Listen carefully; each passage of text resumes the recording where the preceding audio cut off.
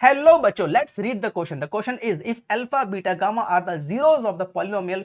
बच्चों पॉलिनोमियल आपको गिवन है x की power 3 minus 5x² minus 2x plus 24। ये है क्यूबिक पॉलिनोमियल। और आपको ये भी गिवन है कि अल्फा बीटा की वैल्यू है 12।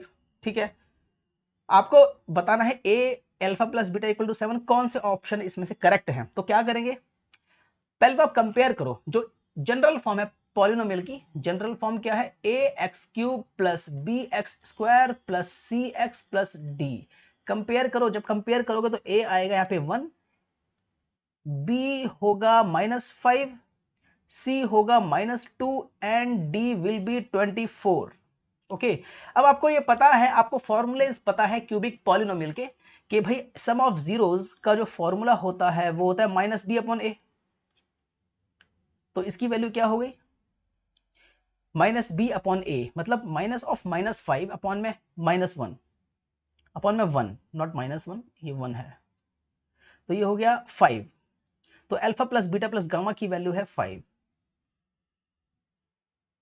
ठीक है, और alpha beta plus beta gamma plus gamma alpha, इसकी वैल्यू कितनी होती है, c/a। तो ये हो गया -2 अपॉन में a क्या है 1, तो ये हो गया -2। और आपको ये भी पता है कि अल्फा बीटा गामा होता है -d/a, -d, तो मतलब -24 अपॉन में a है 1। तो ये वैल्यूज आ गई हैं। ठीक है, अब देखो, अब गामा आपको गिवन है, अल्फा इंटू बीटा गिवन है, सॉरी अल्फा इंटू बीटा आपको गिवन है 12। ये है इक्वेशन 1, ये है इक्वेशन 2 और ये है इक्वेशन 3। ठीक है, तीन फॉर्मूले आपको पता है, तीन इक्वेशंस हो गई। अब अल्फा इंटू बीटा है 12, तो पहले इक्वेशन 1 में इसको पुट करो। जब आप इक्वेशन 1 में पुट करोगे अल्फा, नहीं इक्वेशन 1 में नहीं, क्योंकि 1 में तो पुट नहीं कर सकते ना, अल्फा इंटू बीटा तो है ही नहीं यहाँ पर। 3 में पुट करो, put this value in 3, put alpha beta is equal to 12 in equation 3। तो यहाँ पे 12 हो गया, तो गामा आ गया है -2। That means option C is true, gamma -2 आ रहा है। भाई अल्फा बीटा को इक्वेशन 3 में मैंने पुट किया तो गामा -2 हो गया। ठीक है, तो इक्वेशन, तो ऑप्शन सी इज ट्रू। अब और ऑप्शन चेक करते हैं, हो सकता है ऑल ऑफ दीज भी हो, चेक कर लेते हैं। तो यहां पर मैं गामा को -2 पुट करूंगा इक्वेशन 1 में, गामा की वैल्यू को पुट करूंगा इन इक्वेशन 1। तो इक्वेशन 1 में जब पुट करता हूं तो alpha plus beta -2 is equal to 5 और alpha plus beta is equal to 7। तो ये भी करेक्ट, ये भी ट्रू है। भाई ए भी ट्रू है, alpha plus beta is equal to 7, इसका मतलब डी इसका ऑप्शन होगा, है ना, डी ही इसका आंसर होगा।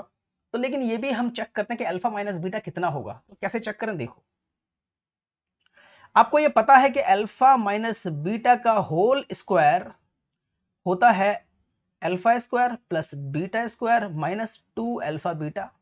ठीक है, ये है एक आइडेंटिटी है। यहां पर मैं प्लस कर रहा हूं 2 अल्फा बीटा और माइनस कर रहा हूं 2 अल्फा बीटा।